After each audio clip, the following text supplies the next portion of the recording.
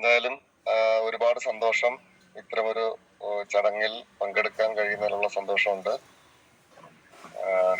നമ്മുടെ പ്രിയപ്പെട്ട general secretary Ajeesh, നമ്മുടെ രക്ഷാധികാരിയും നമ്മുടെ മാർഗദർശിയുമായ ശങ്കരപ്പിള്ള സാറ്, പിന്നെ ഈ ചടങ്ങിൽ പങ്കെടുക്കുകയും നമ്മുടെ സംഘടനയുടെ ഡയറക്ടർ ബോർഡിലുള്ളതും അല്ലാത്തതുമായ എല്ലാവരോടും എന്റെ സ്നേഹാന്വേഷണം അറിയിക്കുന്നു.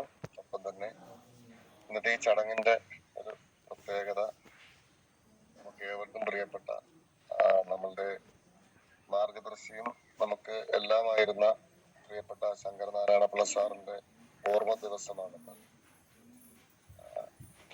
സംഘടനയുടെ വെള്ളാള ആർട്സ് ആൻഡ് കൾച്ചറൽ ഫൗണ്ടേഷന്റെ തുടക്കം മുതൽ നമുക്ക് എല്ലാവിധ സഹായങ്ങളും നൽകിക്കൊണ്ടിരുന്ന, നമ്മളുടെ ഒപ്പം സഞ്ചരിച്ച ഒരു നല്ല മനുഷ്യനായിരുന്നു.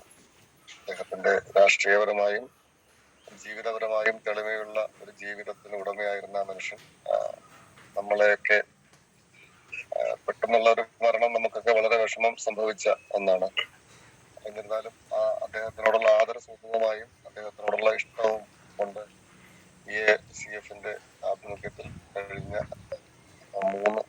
ഇന്നുൾപ്പെടെ മൂന്നാമത്തെയാണ് നമ്മൾ അദ്ദേഹത്തെ അനുസ്മരിച്ച് നാരായണപിള്ള സാറിന്റെ പേരിലൊരു അവാർഡ് നമുക്ക് സംഘടിപ്പിക്കാൻ കഴിയുന്നത്.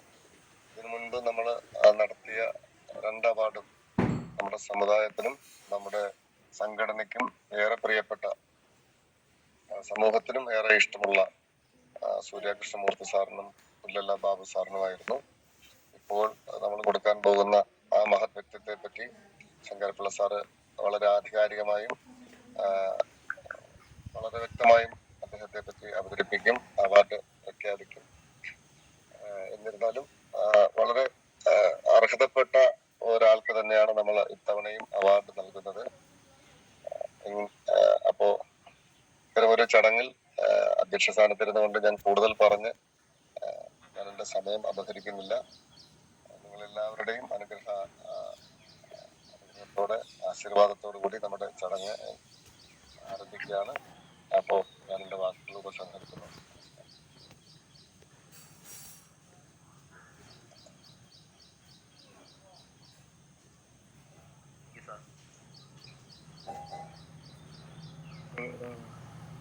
സാറ് വാഷിംഗ്ടണിൽ വരും. അദ്ദേഹത്തിനൊരു കോൾ വന്നതാണ് പെട്ടെന്ന്, അദ്ദേഹം വരും. അതിനു മുമ്പ് നമുക്ക് ഫർദൻ സാറിനെ, നമ്മുടെ രക്ഷാധികാരികളിൽ ഒരാളായ ഫർദൻ സാറുണ്ട്.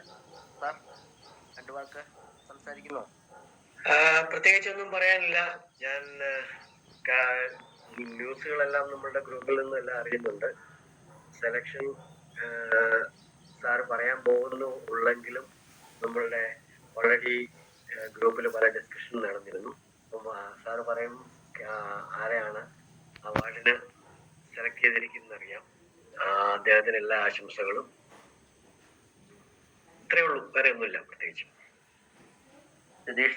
രതീഷ് സാർ കേൾക്കുന്നുണ്ട്? സാർ നമ്മുടെ ഉപദേശക സമിതി ചെയർമാൻ കൂടെ രതീഷ് സാർ.